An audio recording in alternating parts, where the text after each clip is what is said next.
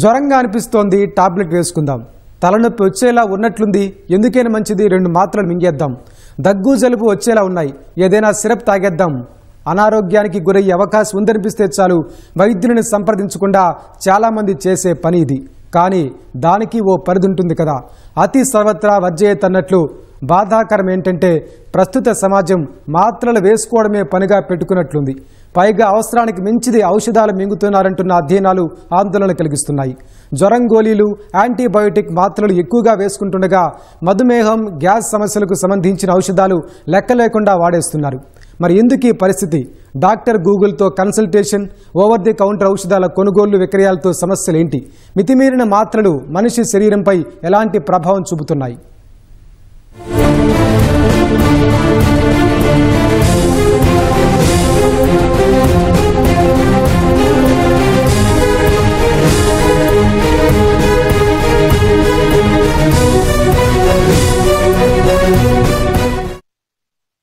ఒకప్పుడు doctor Google ఒక్కడే. ఇప్పుడు ఆ సంఖ్యకు లెక్క లేకుండా పోతోంది. Doctor ChatGPT, doctor Grok, doctor DeepSeek వీళ్లంతా ఎక్కడి డాక్టర్లు, ఏ హాస్పిటల్లో ఉంటారన్న డౌట్లో అక్కర్లేదు. ఆస్పత్రులకు వెళ్లే పని లేదు. 100,000 కట్టి కన్సల్టేషన్ కోసం లైన్లలో నుంచునే అవసరమే లేదు. మొబైల్ తీయడం, సెర్చ్ చేయడం, ఆ వివరాలు తీసుకుని వెళ్లి 4 గోళీలు కొని మింగడం, ఇదే పరిపాటిగా మారిపోయింది. ప్రతి ఒక్కరూ తమను తాము ప్రైమరీ హెల్త్ ఎక్స్పర్ట్గానే ఫీల్ అవుతున్నారు. ఒకవేళ మీరు అదే ఆలోచనలో ఉంటే అర్జెంటుగా మారండి. లేదంటారా కోరి ముప్పుని కొని తెచ్చుకున్నట్లే.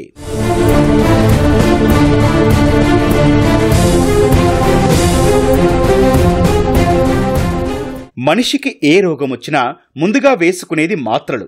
అలసటగా అనిపించినా, కాస్త అనారోగ్యంగా అనిపించినా అందరికీ గుర్తొచ్చేది కూడా ఔషధాలే. అందుకే ప్రపంచంలోనే ఎక్కడా లేని విధంగా దేశంలో ఫార్మా రంగం వేగంగా వృద్ధి చెందుతోంది. ఫార్మా రంగంలో ప్రపంచ దేశాలతోనూ భారత్ పోటీ పడుతోంది. ఎందుకంటే భారత్ నుంచి విదేశాలకు ఎగుమతవుతున్న వాటిలో ఫార్మా ఉత్పత్తులు అధికంగా ఉన్నట్లు గణాంకాలు చెబుతున్నాయి. దేశంలో కాస్త అటు ఇటుగా 61.5 వేల కోట్ల రూపాయల ఔషధాలు ఓవర్ ది కౌంటర్లో అమ్మేస్తున్నారు. అంటే ఎలాంటి ప్రిస్క్రిప్షన్, వైద్యుడి సూచనలు లేకుండా వాళ్లు అడగడం, వీళ్ళివ్వడం, ఇదే నడుస్తోంది.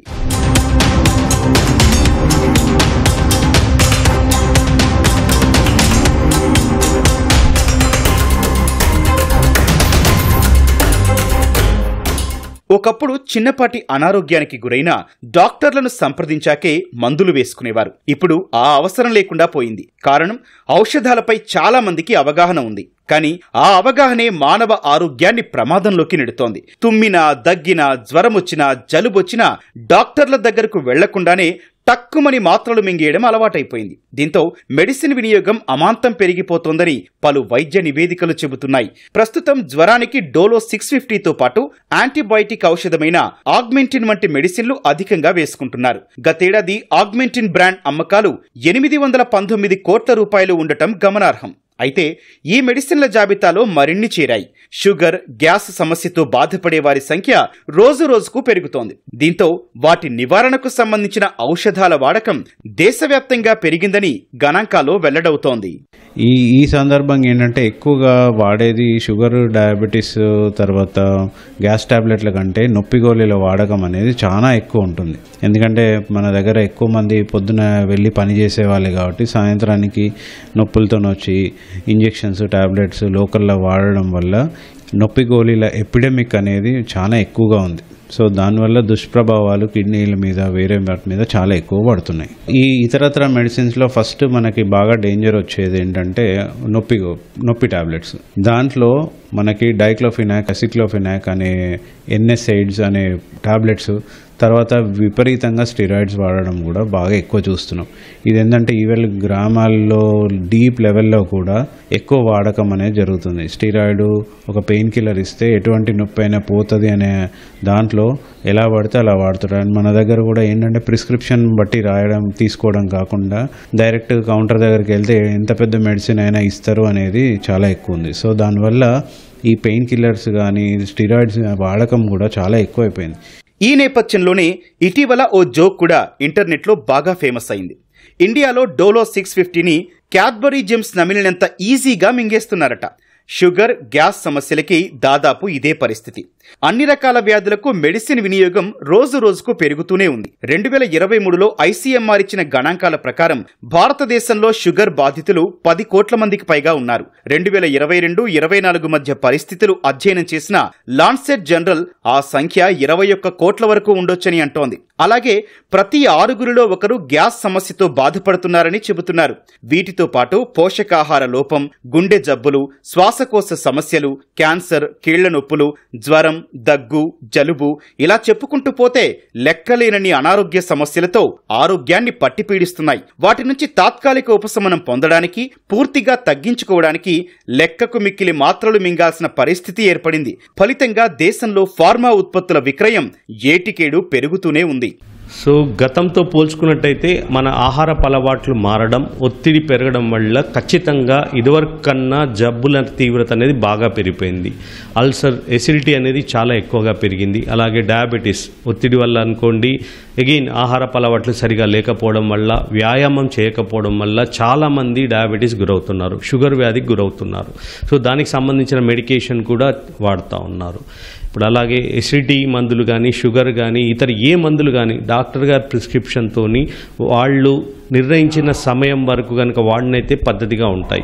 సో డాక్టర్ గారి సలహా లేకుండా విచ్చలవిడిగా వాడడం వల్ల విపరీతమైన పరిణామాలు ఏర్పడుతున్నాయి. 2024 జూన్ నుంచి 2025 మే వరకు దేశీయ ఫార్మా పరిశ్రమ దాదాపు 2.29 లక్షల కోట్ల రూపాయల విలువైన మందుల అమ్మకాలు సాధించింది. అంతకుముందు ఇదే కాలంతో పోలిస్తే ప్రస్తుత అమ్మకాల్లో 7.2% అధికం కావడం గమనార్హం. 2025 మే నెలలోనే 19,720 కోట్ల రూపాయల మందుల అమ్మకాలు నమోదైనట్లు తెలుస్తోంది. Cardiac, gastrointestinal, anti infectives విభాగాలకు చెందిన మందుల అమ్మకాలు పెరుగుతున్నట్లు ఫార్మా నివేదికల్లో వెల్లడైంది. అలాగే Sun Pharma, doctor Reddy's, Torrent Pharma, Ipca laboratories, Alkem labs, GSK తదితర కంపెనీల ఔషధాలు అధిక అమ్మకాలు సాధిస్తున్నాయి. అంటే పరోక్షంగా మందులు వేసుకునే వారి సంఖ్య పెరుగుతోందనేది సుస్పష్టం.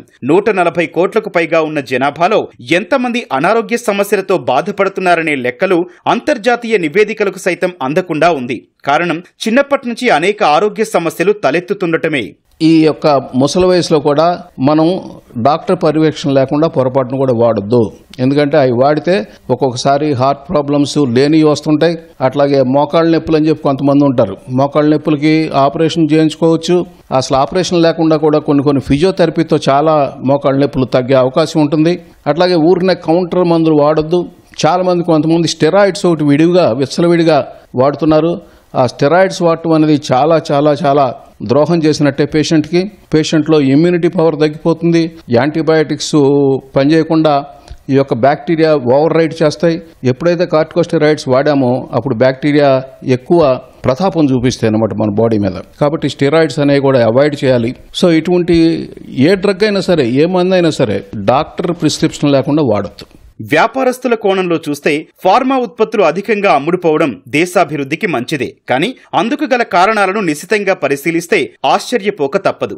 ఆర్థిక శాస్త్రంలో చెప్పినట్లు డిమాండ్ ఉన్న వస్తువుకి అధిక గిరాకీ ఉంటుంది. అంటే దేశంలో మెడిసిన్స్ కి అధిక డిమాండ్ ఉంది కాబట్టే ఫార్మా ఉత్పత్తులకు మంచి గిరాకీ లభిస్తోంది. ఇక్కడ గమనించాల్సిన మరో విషయం ఏంటంటే మందులకు గిరాకీ ఉండటం అంటే దేశంలో ఎక్కువ మంది అనారోగ్యం లేదా వివిధ వ్యాధులతో బాధపడుతున్నారని అర్థం. వైద్యారోగ్య నివేదికలు కూడా ఈ విషయాన్నే చెబుతున్నాయి. గడిచిన 25 ఏళ్లతో పోలిస్తే ప్రతి ఒక్కరూ ఏదో ఒక అనారోగ్య సమస్యతో తరచూ బాధపడుతున్నారు. 35 ఏళ్లకే నెలకు ఒకసారైనా అనారోగ్యం చెంది మాత్రలు వేసుకుంటున్నారు. వృద్ధుల గురించి ప్రత్యేకంగా చెప్పనవసరం లేదు. ఇలా ఔషధాల వినియోగం పెరగడం అనేది ఆరోగ్య భారతానికి అడ్డంకిగా మారుతుందనే స్పష్టంగా అర్థమవుతోంది.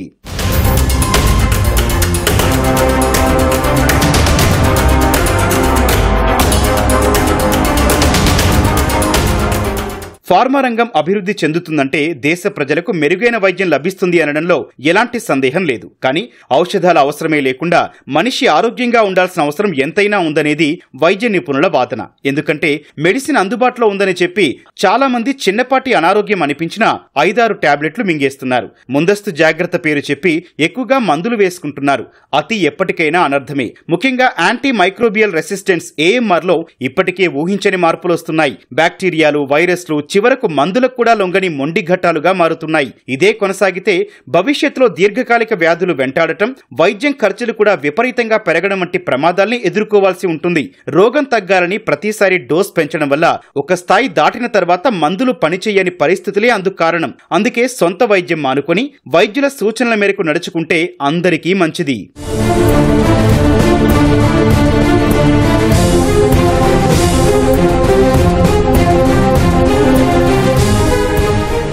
నిజానికి చాలా దేశాల్లో ఈ ముప్పుని ఇప్పటికే గుర్తించారు. అభివృద్ధి చెందిన చాలా దేశాల్లో వైద్యుడి సిఫార్సులు లేకుండా ఔషధాలు విక్రయించారు. మన దేశంలో కూడా అప్పుడప్పుడు ఆ మాట చెబుతున్నా ఆచరణలో మాత్రం అది కనిపించదు. ఈ నేపథ్యంలోనే భవిష్యత్ సవాళ్లను గుర్తించైనా అధిక ఔషధాల వినియోగాల వాడకంపై ప్రభుత్వం, వైద్య రంగాలు దృష్టి సారించాల్సిన అవసరం ఎంతైనా ఉంది. చిన్న సమస్యలకు మెడిసిన్ వేసుకోకుండా ప్రజలకు అవగాహన కల్పించాలి. ముఖ్యంగా అనారోగ్యం చెందిన లేదా వ్యాధుల బారిన పడిన వారికి తాత్కాలిక ఉపశమనం కోసం అధికంగా టాబ్లెట్లు ఇచ్చే ధోరణి డాక్టర్లు స్వస్తి చెప్పాలి. అప్పుడే అభివృద్ధి చెందుతోన్న దేశం ఆరోగ్యంగా ఉంటుందని వైద్య నిపుణులు చెబుతున్నారు.